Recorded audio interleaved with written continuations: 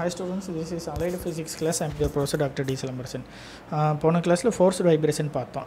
அதுக்கு முன்னாடிலாம் damped, undamped, natural vibration, forced vibration அதெல்லாம் பார்த்தோம். இதில் ரெசனன்ஸ் அப்படின்னு பார்ப்போம். ரெசனன்ஸ்னால் தமிழ் அருமையான பேர் ஒத்திசைவு, ஒத்து போகிறது, ஒத்திசைவு. ரெண்டும் ஒரே ஃப்ரீக்வன்சியில் வைப்ரேட் ஆகிறது ரெண்டு ஆப்ஜெக்ட். ஒரு எக்ஸ்டர்னல் பீரியாடிக் ஃபோர்ஸ் இருக்குது அப்படின்னா ஒரு ஆப்ஜெக்ட்டுக்கு நேச்சுரல் ஃப்ரீக்வன்சி ஒன்று இருக்கும், ரெண்டு சேமாக இருக்குது இல்லையா, அதை தான் நம்ம ரெசனன்ஸ் அப்படின்னு சொல்லுவோம். when the frequency of the periodic force equals the natural frequency of the vibrating system, the resonance is said to occur. அதான் நான் சொன்னேன். ஸோ ஒரு மெட்டீரியல் இருக்குன்னா அதுக்கு நேச்சுரல் ஃப்ரீக்வன்சி ஒன்று இருக்கும், நேச்சுரலாக வைப்ரேட் ஆகுது, அது மூலமாக வர்றதா நேச்சுரல் ஃப்ரீக்வன்சி. இப்போ எக்ஸ்டர்னலாக ஒரு பீரியாடிக் ஃபோர்ஸ் நம்ம அப்ளை பண்ணுறோம் அப்படின்னா ரெண்டு ஃப்ரீக்வன்சி மேட்ச் ஆகும்போது, சேமாக இருக்கும்போது ரெசனன்ஸ் அக்கர் ஆகும். அட் தி ஸ்டேஜ் இப்போது ஒரு மொபைலில் நம்ம சாங் ப்ளே பண்ணுறோம் அப்படின்னா நியர்பையில் அதே சாங்கை அதே டைமிங்கில் ப்ளே பண்ணும்போது ரெண்டும் சேர்ந்து சவுண்டு அதிகமாக கேட்கும். அது வந்து சூப்பர் பொசிஷன் கான்செப்ட்னு சொல்லுவோம். அது எல்லாமே இங்கே ரெசனன்ஸில் தான் ஸ்டார்ட் ஆகுது. So at the stage the phase difference between the two is π/2 and the amplitude is maximum and is equal to f/2 kp when omega is equal to p. So if the damping force factor k is equal to 0, the amplitude becomes infinity. But it is not possible for a given value of k, the amplitude is maximum when. So இப்போ இந்த ஈக்குவேஷனை நம்ம போன இதுலேருந்து அப்படியே எடுத்துக்கிறோம். d/dp, so d/dp omega square minus p square plus 4k square p square is equal to 0. So இப்போ இதை வந்து நம்ம பியை பொறுத்து டிஃப்ரென்ஷியேட் பண்ணுறோம் அப்படின்னா என்ன ஆகும்னா, so omega square minus P square அப்படி இருக்குது, பி ஸ்கொயர் பண்ணும்போது மைனஸ் இருக்குது, ஸோ -2p வரும். பவரில் ஒரு ஸ்கொயர் இருக்குது, முன்னாடி வந்துடும், ரைட். அப்புறம் 4k ஸ்கொயர் பி ஸ்கொயர் இருக்குது, அந்த பி ஸ்கொயர் பண்ணும்போது 2p வரும். So 2 × 4 8p k square is equal to 0. So இதிலிருந்து 2pயும் -2pயும் 2 மல்டிப்ளை பண்ணிவிட்டு 4pயை வெளியே எடுத்துட்டோம் அப்படின்னா omega square minus P square plus 8p k square is equal to 0. So இதை ஈக்குவேஷனை 4pயால் டிவைட் பண்ணிட்டோம் அப்படின்னா அந்த டேர்ம், ஸோ -4p கேன்சல் ஆயிரும். ஃபஸ்ட்டு இருக்கிறதுல 4p கேன்சல் ஆயிரும். So omega square minus P square, ரெண்டாவதில் 4pயால் டிவைட் பண்ணல 2ன்னு வந்துடும். So plus 2k square is equal to 0. So அந்த சைடு கொண்டு போகல omega square minus P square வந்து ப்ளஸ் ஆயிரும். So omega square minus P square is equal to 2k square. So அதிலிருந்து இந்த 2k ஸ்கொயர் இந்த சைடு கொண்டு வந்துட்டு பி ஸ்கொயர் அந்த சைடு கொண்டு போயிட்டோம்னா omega square minus 2k square is equal to P square. அதுலேருந்து பி ஸ்கொயர் எழுதினோம்னா omega square minus 2k square, P எழுதினோம்னா √ omega square minus 2k square.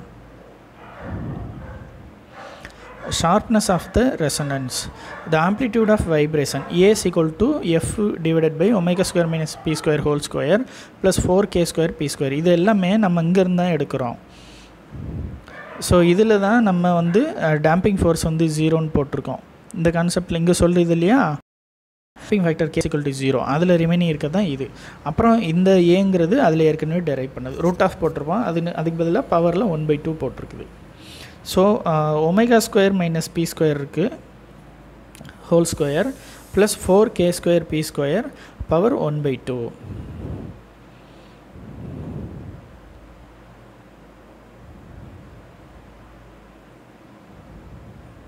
Right. இப்போ ஏற்கனவே என்ன டெரைவ் பண்ணியிருக்கோம், p square is equal to omega square minus 2k square. அந்த P square வந்து இங்கே வந்து நம்ம சப்ஸ்டியூட் பண்ணுறோம் பி ஸ்கொயர் இருக்க இடத்துல. So omega square minus omega square plus 2k square, இந்த இருக்கு இல்லையா omega square minus 2k square, அதை இங்கே சப்ஸ்டியூட் பண்ணுறோம். Whole square plus 4k square P square √1/2 வந்து √ன்னு போட்டுரும். So omega square minus omega square cancel ஆயிரும், ரிமைனிங் இருக்குது 2k square whole square plus 4k square P square. 2k square whole square வந்து 4k/4 ஆயிரும் plus 4k square P square √. அடுத்து என்ன பண்ணுறோம், 2, ஸோ 4k/4 இருக்குது, அதில் plus 4k square P square இருக்குது, அதில் 2k ஸ்கொயரை காமனாக வெளியே எடுத்துட்டோம்னா வெறும் k square plus B square ஆயிரும். 2k ஸ்கொயர் உள்ளே மல்டிப்ளை பண்ணல என்னாகும் 2k ஸ்கொயர் ரூட்டுக்கு வெளியில் வரும் அது. ஸோ அதனால அது 4 so K square plus B square multiply பண்ணையில் மேலே இருக்க டேர்ம் கிடச்சிரும். So it is clear that the term omega square minus P square controls the magnitude of A. For all the curves, maximum value of A is obtained when omega is equal to P. When K is equal to 0, A reaches infinity. So K வந்து 0 ஆகும்போது டினாமினேட்டரில் 0 ஆயிடுச்சு அப்படின்னா A வந்து infinity ஆயிரும். Infinitive டினாமினேட்டரில் 0னா A வந்து infinitive, அதாவது ஆம்ப்ளிடியூட் வந்து இன்ஃபினிட்டிவ் ஆயிரும். when the value of K is increasing, the resonance curve is becoming flatter and flatter. For ஷார்ப்லேருந்து ஃப்ளாட்டராக போய்கிட்டே இருக்கும். For large values of K, the resonance curve is flat. So here is the sharpness of resonance is very small. For smaller value of K, the curve becomes steeper and steeper. steeperனா ஸ்டெடியாக rise ஆகிடுது, peak நல்லா வருது. Here the sharpness of resonance is very high, sharpness ஹையாக இருக்கிறது. So இது எல்லாத்தையும் கீழே கிராஃபில் பிளாட் பண்ணியிருக்கு. ஸோ கேஸ் ஈக்குவல் டு 0வாக இருக்கும்போது ஆம்ப்ளிடியூட் வெரி ஹையாக இருக்கும். அதேமாரி கேஸ் ஈக்குவல் டு ஸ்மாலாக இருக்கும்போது அதோட பீக்கு, அதோட ஷார்ப்னஸ் வந்து ஹையாக இருக்கும். அப்புறம் கே வந்து மீடியமாக இருக்கும்போது ஃப்ளாட்டர் ஆகும். கே லார்ஜ் ஆகும்போது ஃப்ளாட்டர் இன்னும் அதிகமாகிடும். So P less than omega, P equal to omega, P greater than omega, 3 டைமை நம்ம பிரிக்கிறோம். ஃப்ரீக்வன்சி எக்ஸில், ஒய்யில் ஆம்ப்ளிடியூட். So note, in the case of resonance tube, the damping force is large, the resonance is flat. The result obtained with this apparatus is less accurate. But in the case of sonometer, damping forces are small, the resonance is sharp. The result obtained with this apparatus is most accurate.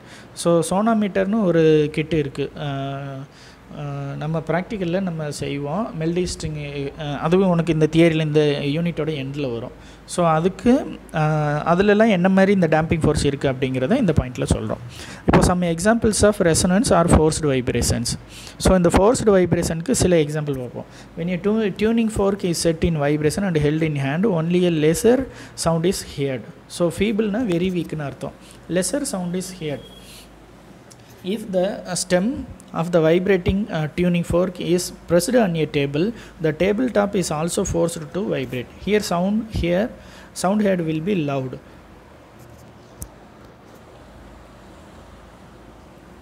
This is due to the fact that the natural frequency of the fork equals the frequency of the vibration of the tabletop.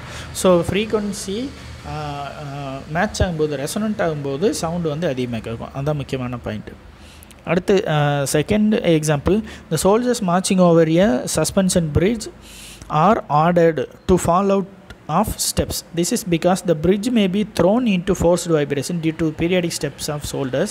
If the natural frequency of the bridge equal to the frequency of the periodic motion of the steps of the soldiers, the bridge may have a chance to collapse.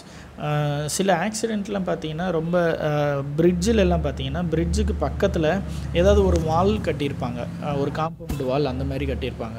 So பிரிட்ஜில் heavy load vehicles ஏதாவது போகும்போது அந்த bridge vibrate ஆகுச்சு அப்படின்னா, அதில் hold பண்ண முடியல vibrate ஆகும்போது அந்த காம்பவுண்டு சம்டைம்ஸு அதுவே கீழே விழுந்துடும். ஸோ ஃப்ரீக்வன்சி ஒத்து போச்சு அப்படின்னா பிரேக் அவுட் ஆயிரும். அதான் இது சொல்லுது. ஒரு சஸ்பென்ஷன் பிரிட்ஜில் வந்து நிறைய நம்பர் ஆஃப் சோல்ஜர்ஸ் வந்து மார்ச்சிங் பண்ணிகிட்ருக்காங்க அப்படின்னு அசம்ஷன் பண்ணிக்கிடுவோம். ஸோ அது சேம் மார்ச்சிங்னாலே பீரியடிக் மோஷனாக இருக்கும். எல்லோரும் ஒரே டைமில் லெஃப்ட் ரைட் ஏதோ ஒரு கமாண்டுக்கு அவங்க ஆக்ட் பண்ணிகிட்ருப்பாங்க. ஸோ அப்போ வந்து ஒரு வைப்ரேஷன் நடக்கும். அந்த வைப்ரேஷன்னால் ஒரு ஃப்ரீக்வன்சி இருக்கும். அந்த ஃப்ரீக்வன்சி இந்த பிரிட்ஜ் ஃப்ரீக்வன்சிக்கு ஈக்குவலாக இருந்துச்சுன்னா there may be a chance of collapsing. In a radio or transport receiver, the tuning is done by a knob of the receiver. When the frequency of the receiver equals to the frequency of radio waves, the resonance takes place and incoming sound waves can be heard. நம்ம எஃப்எம்ல இருக்குல்ல 106.4னா கரெக்டாக 106.4 ஃப்ரீக்வன்சியில் வச்சா மட்டும்தான் எந்த நாய்ஸும் இல்லாமல் கிளியராக கேட்கும். 106.5 இல்லை 106.3 அதை விட ஹையாவோ லோவாக போனால் there is always some noise. அதுதான் இந்த பாயிண்டில் சொல்லுது. ரைட், அடுத்த கான்செப்ட் வந்து superposition of two simple harmonic motions. சூப்பர் பொசிஷன்னு சொன்னேன், ரெண்டுமே சேம் ஆம்ப்ளிடியூடில் இருக்கிறது, சேம் ஃபேஸ் டிஃப்ரென்ஸில் இருக்கிறது. ரெண்டு வேவ் இருந்துச்சு அப்படின்னா அது ரெண்டும் சேர்ந்து வரும்போது ரெண்டும் சூப்பர் பொசிஷன் ஆகும். So composition of two simple harmonic motions along a straight line. Let us consider two simple harmonic motions having same period and amplitudes. நான் சொன்னேன் இல்லையா, A and B acting on a particle along a straight line. The displacement of two simple harmonic motions are y1 is equal to A sin omega t plus E, y2 is equal to B sin omega t, where E is the phase difference between two simple harmonic motion. Since the motions in equation 1 and 2 are acting along a straight line, their resultant will also be along a straight line. So அது ரெண்டுமே ஒரே லைனில் ஒரே டைரெக்ஷனில் இருந்துச்சுன்னா அதோட ரிசல்டண்ட்டும் அதே டைரெக்ஷனில் அதே லைனில் இருக்கும். ஸோ த ரிசல்டண்ட்னா ரெண்டு நம்ம ஆட் பண்ணிக்கிறது. இங்கே வந்து ரெண்டு ஃபேஸ் டிஃபரன்ஸ் எழுதினால ஆட் பண்ணிக்கிறோம். So y is equal to y1 plus y2, y1ங்கிறது a sin omega t plus e plus b sin omega t. So இது வந்து sin a plus b ஃபார்மேட்டில் இருக்குது. So sin omega t plus eங்கிறது, so sin ஏங்கிறது அதில் omega t, bங்கிறது e. So sin a cos b plus cos a sin bன்னு எழுதணும். ஸோ ஏ வெளியே எடுத்துட்டோம் அப்படின்னா sin ஏங்கிறது omega t, cos bங்கிறது e, so cos e plus cos omega t sin a plus b sin omega t அது வெளியே இருக்குது. அடுத்து இந்த ஏயை உள்ளே மல்டிப்ளை பண்ணி எழுதியிருக்கோம். So a sin omega t cos e plus a cos omega t sin e plus b sin omega t. So இதில் Y எழுதணும் அப்படின்னா சைன் ஒமேகா டியை காமனாக எடுத்துட்டோம்னா ஃபஸ்ட்டு டேர்மில் ஏ காசி இருக்குது ப்ளஸ் பி சைன் ஒமேகா டியில் சைன் ஒமேகா டி எடுத்துட்டோம்னா B இருக்குது. So A cos E plus B into sine omega T plus A sine E cos omega T. இப்போது ஏ காஸ் இ ப்ளஸ் பியை வந்து A cos delta அப்படின்னு எடுத்துக்கிறோம். And A sign ஏ வந்து A sign டெல்டான்னு அப்படி நம்ம சிம்பிளிஃபிகேஷனுக்காக எடுத்துக்கிறோம். ஸோ இது ரெண்டையும் சப்ஸ்டியூட் பண்ணோம்னா A cos delta sine omega T plus A cos omega T sine delta. அதில் ஏ காமன் எடுத்துட்டோம்னா sine omega T cos delta plus cos omega T sine delta. இது வந்து sine A cos B plus cos A sine B ஃபார்மேட்டில் இருக்குது. அப்போது sine A plus B, so A into sine omega T plus delta. ஏங்கிறது omega T, பிங்கிறது delta. A is the amplitude of the resultant simple harmonic motion and delta is its phase. So இதை வந்து equation 6ன்னு வச்சுக்கிறோம். Equation 4 அப்படிங்கிறது இங்கே இருக்குது. A cos E plus B equal to A cos delta. Equation 5ங்கிறது A sine E equal to A sine delta. இப்போ என்ன பண்ணுறோம், ரெண்டையும் ஸ்கொயர் பண்ணி ஆட் பண்ண போகிறோம்.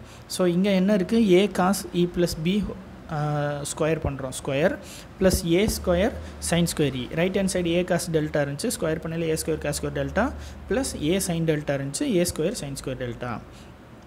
இப்போ ஃபஸ்ட்டு டைம் வந்து A plus B whole square ஃபார்மெட்டில் இருக்குது. அப்போ என்ன எழுதணும், A square plus B square plus 2ab எழுதணும். ஏங்கிறது ஏ காஸ் இ, அதை ஸ்கொயர் பண்ணோம் அப்படின்னா A square cos square E plus B square plus 2ab cos E. அடுத்து second time plus A square sine square E is equal to, அதில் A square common எடுத்துட்டோம்னா cos square delta plus sine square delta, that becomes 1. So right hand side வெறும் A square மட்டும் இருக்கும். Left hand side A square common எடுத்துட்டோம் அப்படின்னா cos square E, அப்புறம் third time பாருங்கள் plus A square sine square E இருக்குது. அதுலேயும் A square common எடுத்துட்டோம்னா cos square E plus sine square E, so that becomes 1. So A square plus B square plus 2ab cos E மட்டும் இருக்கும். So அதுதான் அடுத்த time அடுத்த லைனில் இருக்குது. So A square plus B square plus 2ab cos E is equal to A square. அதுலேருந்து A மட்டும் எழுதினோம்னா ரெண்டு சைடும் ரூட்டாக எடுத்துக்கிறோம். A is equal to root of A square plus B square plus 2. இப்போ ஈக்குவேஷன் 5 வந்து டிவைட் ஈக்குவேஷன் 5/4 முதல்ல ஸ்கொயர் பண்ணி ஆட் பண்ணி ஒரு ஈக்குவேஷன் கிடச்சிருக்கு, அதை 7 மார்க் பண்ணியிருக்கோம். இப்போ டிவைட் ஈக்குவேஷன் 5/4. 5ங்கிறது A sine E left hand side, அடுத்து வந்து A cos E plus B, அதை இந்த சைடு எழுதியிருக்கோம். அங்கே வந்து A sine delta divided by A cos டெல்டாவாக இருக்கும். ஸோ 2 ஏவு கேன்சல் ஆயிடுச்சுன்னா sine delta by cos delta வந்து tan டெல்டா. ஸோ அதான் ஃபேஸ் டேர்ம். இதில் ஸ்பெஷல் கேஸ் பார்ப்போம். If E is equal to 0 then ஈக்குவேஷன் 7 becomes E is equal to 0னா A is equal to root of A square plus B square மட்டும் இருக்கும். அதை வந்து A plus B whole squareன்னு எழுதியிருக்குது. ரூட் போடும்போது A square plus B square இருக்குல்ல, ரூட்லேருந்து வெளியே எடுக்கும்போது A plus Bன்னு கிடச்சிரும். அதேமாதிரி 8th ஈக்குவேஷனில் ஈயை வந்து 0 போட்டோம் அப்படின்னா ஏ சைன் இ வந்து 0 ஃபுல்லாக 0 ஆயிரும். So delta equal to 0. If அடுத்து இ ஈக்குவல் டு பை அப்படின்னு எடுத்துக்கிட்டோம் அப்படின்னா ஈக்குவேஷன் 7ல் ஈக்கு பதிலாக பை போட்டோம் அப்படின்னா a equal to root of A square plus B square plus 2ab cos பைன்னு கிடைக்கும். ஸோ அது வந்து a minus b ஹோல் ஸ்கொயருக்கு ஈக்குவல், ரைட்டா. ஸோ அப்போ வந்து as equal to a square minus b ஸ்கொயர்னு மட்டும் கிடைக்கும். அப்போ a minus bன்னு எழுதிக்கலாம். ஏன்னா காஸ் பைங்கிறது ஈக்கு பதிலாக பை போட்டோம்னா காஸ் பை அப்படிங்கிறது காஸ் 180, காஸ் 180ங்கிறது -1. So a square plus b square minus 2ab கிடைக்கும். இங்கே ஈக்கு பதிலாக பை போட்டோம் அப்படின்னா காஸ் பைன்னு வருமா, காஸ் 180ங்கிறது -1. So a square plus b square minus 2ab cos ஈன்னு இருக்கும். இங்கே ப்ளஸ் போட்டிருக்கு, அதை மாற்றிக்கும், minus 2ab cos e. So அது எதுக்கு ஈக்குவல்னா a minus b whole square ஃபார்முலாவுக்கு ஈக்குவல். ஸோ காஸ் பைங்கிறது -1 ஆயிரும். So a square plus b square minus 2abன்னு இருக்கும். அப்போ a minus b whole square, so அதை ரூட்லேருந்து வெளியே எடுக்கும்போது a minus bன்னு கிடச்சிரும். அதான் இது. அப்புறம் if the damping factor k is equal to 0, the amplitude becomes infinite but it is not possible. Suppose e is equal to pi in equation 8, so அதில் delta is equal to 0 போ, ஏன்னா equation 8ல் tan delta இருக்குது. So அது எல்லாமே 0 ஆகி போயிடும். sin e 180 ஆயிரும். So delta is equal to 0. அடுத்து e is equal to π/2ன்னு போட்டோம் அப்படின்னா a square plus b square 2ab cos e, cos π/2 வந்து காஸ் 90, sin 90 வந்து 1, காஸ் 90 வந்து 0. ஸோ அந்த தேர்ட் டேர்ம் 0 ஆயிரும். So root of a square plus b square மட்டும் இருக்கும், ரூட்லேருந்து வெளியே எடுக்கல, வெறும் a ப்ளஸ் பின்னு இருக்கும். அதேமாதிரி e = π/2 tan டெல்டாவில் சப்ஸ்டியூட் பண்ணோம்னா tan டெல்டா = a/bன்னு கிடைக்கும். அதில் வந்து டெல்டா எழுதினோம்னா tan இன்வெர்ஸ் ஆஃப் a/b.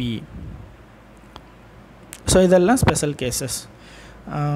அடுத்து என்ன இருக்குது, resultant of 2 simple harmonic motion in perpendicular directions இது இருக்குது. அதுக்கப்புறம் அப்ளிகேஷன்ஸ் அது இருக்குது. அது வந்து நம்ம நெக்ஸ்ட் கிளாஸில் கண்டினியூ பண்ணுவோம். தேங்க்யூ.